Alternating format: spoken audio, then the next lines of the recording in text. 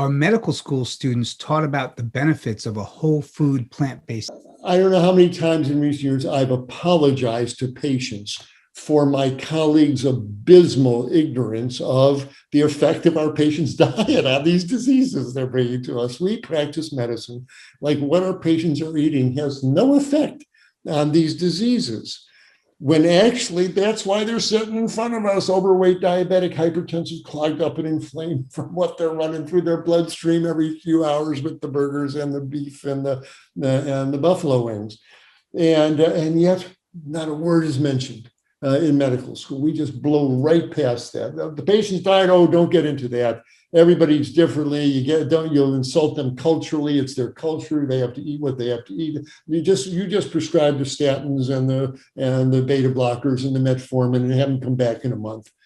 Well, that's a dismal, hopeless kind of medicine. You're telling the patient you'll always be sick, you'll always be diabetic, and it reduces the doctor to the manager of chronic disease. I can't cure you, but I'll manage your chronic disease. I'll manage your diabetes. I'll manage your high blood.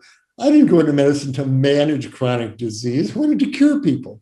And every one of the major killer diseases that most doctors spend the majority of their waking hours treating, obesity, type 2 diabetes, hypertension, clogged arteries, inflammatory, they're all reversible.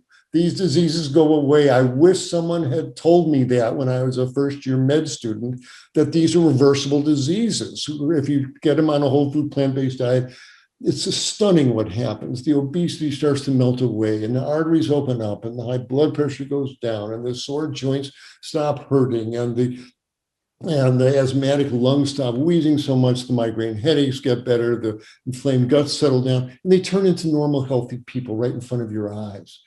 And I tell the students, what greater gift could you want for your patients? What greater joy as a healer to help your patients transform? And yet, not a word of this is mentioned to the young medical students. So the answer is no. We're not teaching our students about the power of plant-based foods to reverse disease and animal-based ones to cause them. And to that end, we've established our Moving Medicine Forward initiative, where I've been going around to the nation's medical schools and giving the students the lecture I wish someone had given me 50 years ago, to tell me these reversible diseases would have changed every diagnosis I ever made. And so I went to about 30 medical schools before COVID. Since COVID, I can't go gather people in lecture halls anymore.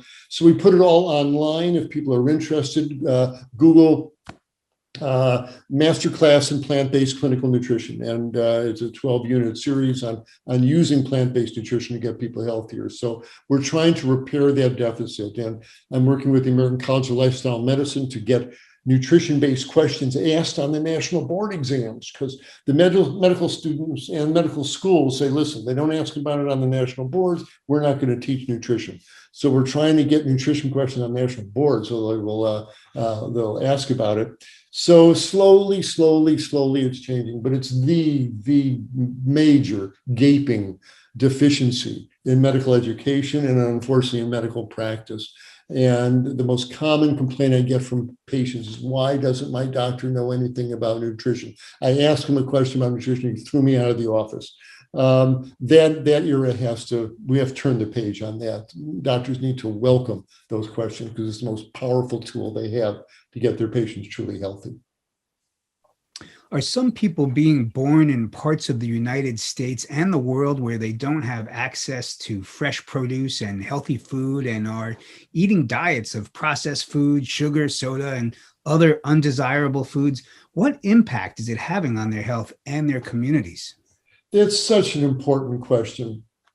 And I hope the viewers heard that question, because so many of the people, in med school, we learn about how to diagnose everything from smallpox to leprosy. But when we open the door in our waiting room of our medical offices or in the emergency room, the people who are sitting there, they're a large group of people, a small group of diseases, and most of them are obese and diabetic and hypertensive, the diseases I mentioned.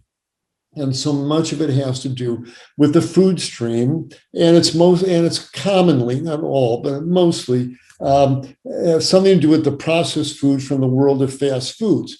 Why? because it's easier for a single mother with 3 hungry kids to go to the fast food restaurant, load up with burgers, and shovel in all that fat and sugar and salt and animal protein into the kids for a relatively cheap price, even though, and she doesn't even know it's all government subsidized. If those burgers sold for what it really costs to produce it, if the ranchers had to pay for the water and the soil erosion and the greenhouse gases, those burgers would cost $50 a piece.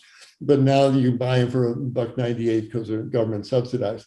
But the point is, it is easier, and the kids like it, and so they're stuck. They develop real taste for real hunger, and they get stuck in this channel that fast foods is what you eat, and the results are devastating for their health. The kids are obese, and we're seeing diabetes. We no longer use the term adult onset diabetes. We're seeing it in 10-year-old kids now. And we've seen strokes in teenagers. They're in this terrible channel. And a lot has to do, as I said, with the fast foods that you mentioned. Because the flip side is these folks live in, it's a heart-wrenching term, food deserts. And the only place you can get anything resembling food is a couple of brown bananas at the 7-Eleven checkout cashier there. But that's the convenience stores are the places, and that's just intolerable. So how do we fix this? First of all, it requires breaking through, demolishing that myth that, oh, I can't eat this way. Yeah, the doc, I know it's healthier, but it's too expensive. The way you guys are eating, that's for you elites. I can't afford that. I'm on my budget. Stop right there. The staples, where you get your calories and your protein, are cheap. Rice and beans and lentils are cheap. You can buy a 20-pound bag of rice for $6. You can buy 15 pounds of lentils for $10, and they will last you for weeks and weeks. So when it comes to filling up your kids' bellies and your own bellies with healthy whole plant foods, rice, beans, potatoes, they're cheap. And so the majority of the food issue, as far as money goes, should dissolve right there. But the produce is a real issue, as you mentioned. So where do you get it? Two things. First of all, if you're not putting out money for burgers and ice cream, then you've got some money left over to buy some produce. But how do you get it? And here's where we really need to come together as a community, as a family. And if people are watching this, and what can I do? Well, Google food deserts near me, and find out where those food deserts are in your city. And there's so much we can do. The farmers market, they bring trucks in with fresh produce, and they do a mini farmers market, bring the food to the people. There's community gardens, there's food banks, there's ways to get healthy produce into these families' hands, and we've got to do that. We can't take no for an answer on that. And that completes the equation. So the basic staples, the rice and beans and dried legumes and grains, etc. That's cheap and stable. It's shelf stable. You don't need refrigerated. Stock people up with that, and then find a way to get fresh produce into their lives, and you'll save their lives. You'll save the community.